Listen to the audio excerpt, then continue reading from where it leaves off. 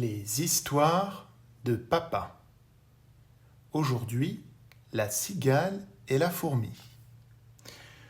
Le soleil brillait, les oiseaux chantaient, les abeilles bourdonnaient et la fourmi, elle, courait.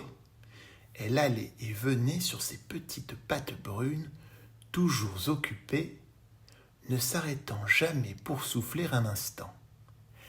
Elle battait les champs à la recherche de nourriture, des gerbes de blé et d'orge qu'elle transportait sur son dos, des noix et des baies qu'elle fourrait dans son petit sac marron.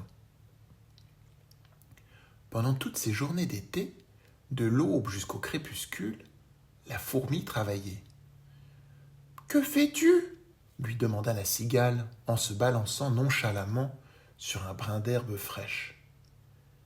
Elle regardait la fourmi, étonnée. « Je t'ai observé toute la journée, » expliqua-t-elle. « Tu ne fais que travailler. Allez, repose-toi un peu.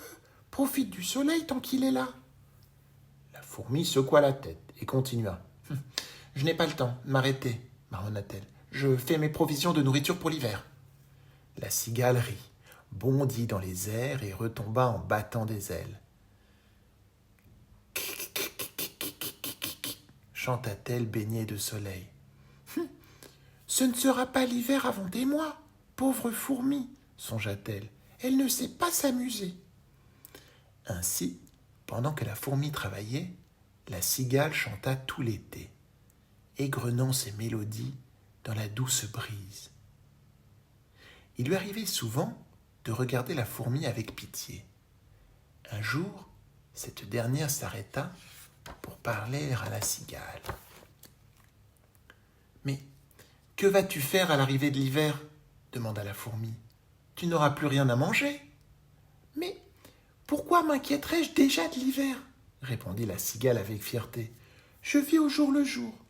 Tu devrais apprendre à être heureuse et insouciante.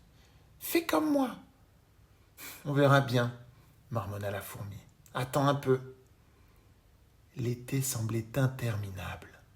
Les journées, baignées de lumière, n'en finissaient plus.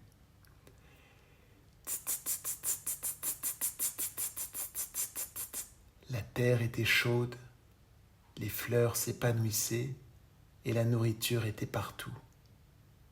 La cigale oublia bien vite la fourmi et ses étranges habitudes. Et puis, tout doucement, tout autour d'elle se mit à changer. Les jours devinrent plus courts, les nuits plus froides et l'air plus frais. Les fleurs baissèrent la tête et perdirent leurs pétales. Les branches des arbres s'agitèrent dans le vent et tombèrent leurs feuilles. Sur la rive, la cigale chantait. Elle essaya de chanter avec la même insouciance qu'en été, mais ses mélodies restèrent suspendues dans l'air. Elle voulut fredonner avec les abeilles, qui butinaient autrefois de fleur en fleur, mais elles étaient parties. Elle voulut chanter avec les oiseaux, avec les martinets et les hirondelles, qui avaient dansé et tournoyé au-dessus de sa tête pendant tout l'été, mais eux aussi s'étaient envolés, bien loin, en quête de soleil. De jour en jour, la cigale trouvait de moins en moins de nourriture. « Mais que vais-je faire quand l'hiver sera là » commença-t-elle à se demander. Et l'hiver arriva bien vite. Un matin, en se levant, la cigale découvrit que le sol était dur et gelé. La glace scintillait sous le faible soleil hivernal et la journée sembla finir à peine sitôt commencée. À la nuit tombée, la cigale se glissa jusqu'à un tas de feuilles en grelottant sous cet abri improvisé. « Je ne tiendrai pas longtemps comme ça, » pensa-t-elle. « Je n'ai pas de maison et je n'ai rien à manger. J'ai été insouciante toute l'été. » Comme elle regrettait. Elle renifla et poussa un soupir. « Pauvre de moi, » souffla-t-elle. « Je ne suis qu'une idiote. » Elle ferma les yeux pour se reposer un peu. quelqu'un lui tapota l'épaule et la poussa un peu afin de la faire bouger. « Cigale !» appelle une voix. « Réveille-toi !» À contre-cœur, la cigale ouvrit les yeux. La fourmi se tenait devant elle, agitant ses petites pattes et la regardant d'un air furieux. « Viens donc avec moi, lui dit-elle. La cigale se leva difficilement et suivit la fourmi sur le sol gelé. Une légère neige commençait à tomber. De gros flocons blancs, encore plus gros que la fourmi, tombaient lentement du ciel sombre. Tout était calme, tous les sons semblaient étouffés. Comme dans un rêve, la cigale suivit la fourmi sous la neige, jusque dans un trou dans la terre. Elles s'enfoncèrent de plus en plus loin dans la terre sèche et chaude. Des galeries s'étiraient dans toutes les directions, tournant par-ci et par-là.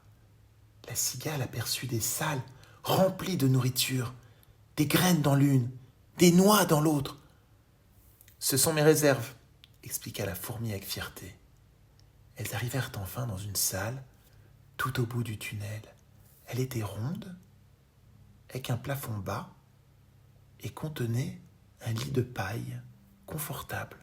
« J'ai travaillé tout l'été, » expliqua la fourmi. « J'ai ramassé de quoi manger et de quoi dormir pour l'hiver. Maintenant je suis installée, bien confortablement, à l'abri. »« J'aurais dû faire la même chose, » soupira la cigale en baissant la tête. Alors la fourmi sourit à la cigale. « Allez, reste donc avec moi cet hiver. Tu pourras partager ma nourriture, vivre dans ma maison, bien chaude, et dormir dans mon lit douillet. »« Oh, merci !» s'écria la cigale. « L'été prochain, je ferai comme toi. Je travaillerai dur et je chercherai de la nourriture. J'arrêterai de paresser et de chanter dans le vent. Je vais changer, je te le promets. »« Nous verrons bien, » répondit la fourmi en riant, et elle n'ajouta rien. Moralité, mieux vaut prévenir que guérir.